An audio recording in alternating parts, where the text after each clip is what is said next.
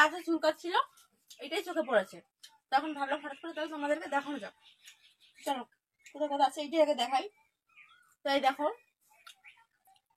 এই দেখো একটা, তোমরা দেখবে কিন্তু ভালো করে। হ্যাঁ, কটা তিল আছে কোথায় কোথায় আছে গুনবে কিন্তু, ঠিক আছে? পরে আমাকে কমেন্ট সেকশনে জানাবে যে গুনে, তাহলে ভাববো সবাই ফুল ভিডিও ওয়াচ করেছো।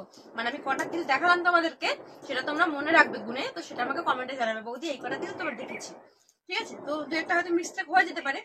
চলো এই দেখো, এই একটা, তারপরে আমাকে খুঁজতে হবে আর কোথায় কোথায় আছে।